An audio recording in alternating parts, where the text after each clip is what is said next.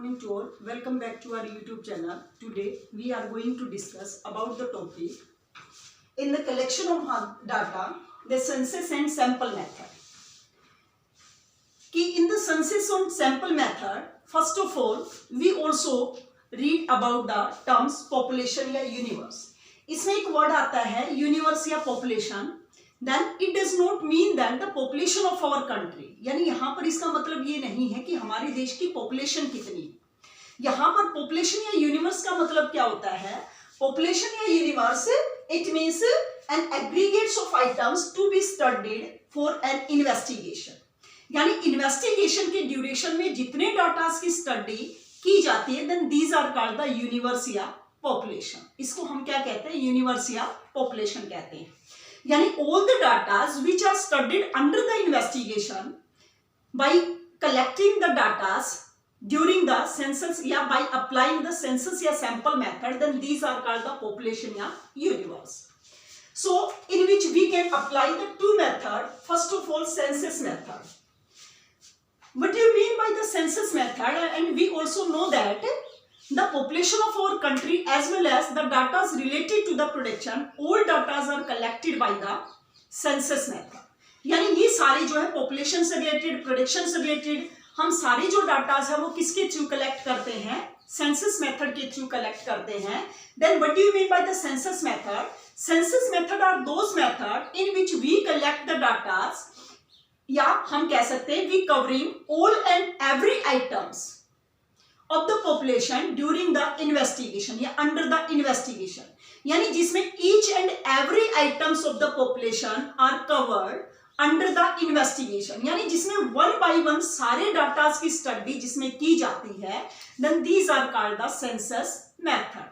अब हम ये देखते हैं कि इन दोनों में डिफरेंस क्या होता है कि सैंपल मेथड कहां पर अप्लाई किया जाता है. सैंपल मेथड क्या होता है? जिसमें each and every items are not studied but some sample are selected by the investigators and investigator studied only those samples about the population.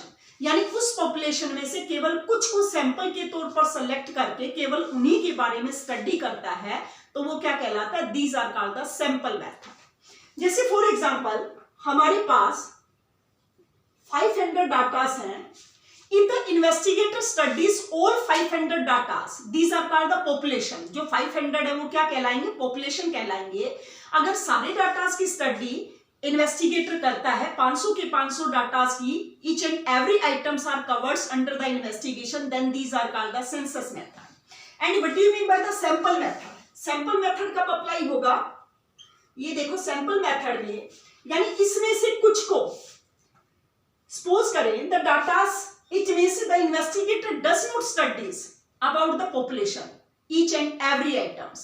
यानी 500 की स्टडी नहीं करता.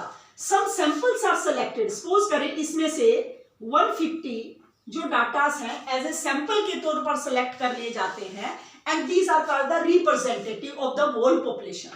यानी इस whole population के ये representative कहलाएंगे. The studies also about only the sample. यानी जो इन्वेस्टिगेटर है केवल इस सैंपल की स्टडी करता है, यानी केवल 150 की स्टडी करता है, 500 में से सभी की स्टडी नहीं की जाती है.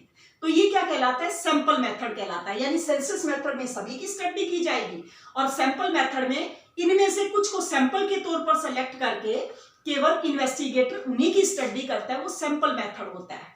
अब देखिए किस सिचुएशन में जो इन्वेस्टिगेटर है, these can be, यानी the investigator can apply the census method, and in which situation the investigator can apply the sample method. आप ये देखो हम घर में डेली रूटीन में भी सैंपल मेथड अप्लाई करते हैं. जैसे मान लो कोई भी सब्जी बॉईल करते हैं तो हम केवल एक उसको देखकर हम आइडेंटिफाई करते हैं कि सारी सब्जी गली है या नहीं. राइस बनाते हैं, राइस बॉईल करते हैं तो केवल एक दाने को हम आइडेंटिफाई करके पहचान सकते हैं कि सारे राइस हमने एज ए पके हैं या नहीं. तो ये सैंपल मेथड ही है. तो ये देखो स्टेबिलिटी इसमें आ जाती है कि by which area the census method are applied. तो ये देखिए इसमें स्टेबिलिटी किस प्रकार के उसके लिए स्टेबल रहेगा और सैंपल मेथड किसके लिए स्टेबल रहेगा. Stability first is small area. यानी the census method covers only the small area, it does not cover the large area, क्योंकि each and every items of the datas are studied, क्योंकि इसमें प्रत्येक datas की study की जाती है। इसमें पॉपुलेशन और प्रोडक्शन केवल एक्सेप्शन कहे जाते हैं, यानी जिनसे रिलेटेड बहुत ही लार्ज एरिया, वास्ट एरिया, फिर भी इनमें सेंसस मेथड ही अप्लाई किया जाता है, क्योंकि इसमें प्योर डाटाज की रिक्वायरमेंट होती है। दूसरा है different characteristics.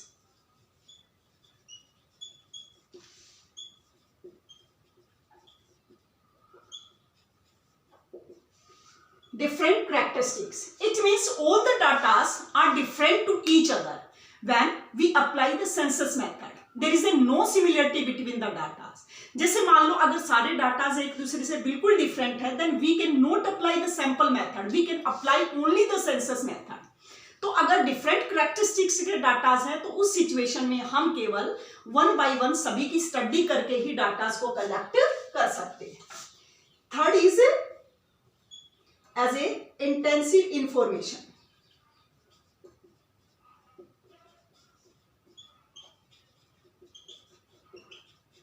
Intensive information means if we require the intensive information about the data, यानी बहुत ज्यादा विस्तृत जानकारी की आवश्यकता है, तो हम उस सिचुएशन में, जैसे पॉपुलेशन में हम बहुत सी डाटाज यानी इनडायरेक्ट वे में, जैसे अनएम्प्लॉयमेंट से रिलेटेड, पॉवर्टी से रिलेटेड, एज ए एजुकेशन से रिलेटेड अपने आप ही डाटाज कलेक्ट हो जाते हैं। तो अगर हमें बहुत ही विस्तृत जानकारी की आवश्यकता है तो उस समय भी हम सेंसस मेथड अप्लाई करते हैं। इसके साथ साथ एक्यूरेसी या ओरिजिनलिटी, ओरिजिनल डाटा, यानी यदि हमें ओरिजिनल डाटाज की रिक्वायरमेंट है, वी रिक्वायर्स द ओरिजिनल या reliable datas, then we can apply only the census method. इसके अपोजिट हम सैंपल मेथड की स्टेबिलिटी डिफाइन कर सकते हैं।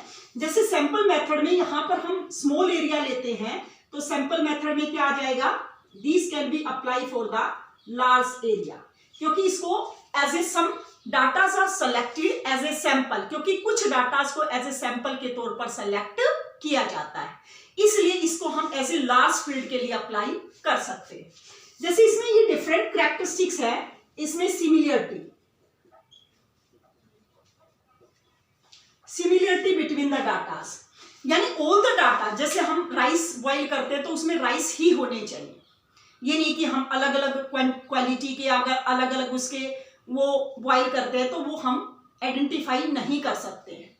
तो कहने का अभिप्राय यह है कि all the datas which are studied under the sample method, these are similar to each other, यानी सभी डाटाज में कुछ ना कुछ सिमिलरिटी होनी चाहिए, तभी हम उनको एज ए सैंपल के तौर पर सेलेक्ट कर सकते हैं।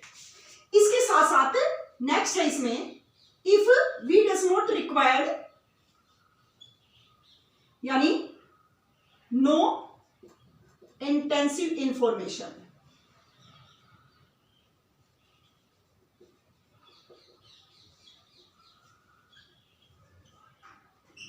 अगर हमें विस्तृत जानकारी की आवश्यकता नहीं है तो उस समय भी हम इसमें as a sample method apply कर सकते हैं। केवल हमें कुछ ही जानकारी प्राप्त करनी है तो हम सैंपल मेथड अप्लाई कर सकते हैं। इसके साथ साथ if we does not requires the original data, originality, यदि हमें ओरिजिनलिटी की रिक्वायरमेंट नहीं है या रिलायबल डाटा की रिक्वायरमेंट नहीं है तो उस केस में भी हम as a sample method apply कर सकते हैं। So these are stable for these area. तो ये एज ए सैंपल और सेंसस मेथड के बारे में है कि इसमें क्या क्या स्टेबिलिटी होनी चाहिए, किस किस फील्ड के लिए इनको अप्लाई किया जा सकता है। तो ये सेंसस और सैंपल मेथड के बारे में था। So that's all for today. For the further classes please connect our YouTube channel. Thanks and have a nice day.